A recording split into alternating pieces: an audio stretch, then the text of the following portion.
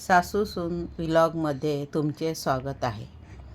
तिला समी मोती हा लहान मुलांना दात येण्याच्या आधी गळ्यात किंवा हातात घालू शकतो, जेणेकरून दात येताना बाळाला त्रास कमी होतो.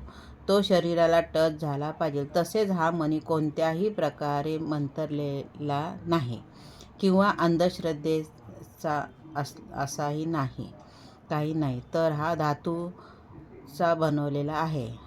यामुळे मुलांना दात येताना त्रास कमी होतो व दात एक व्यवस्थित येतात.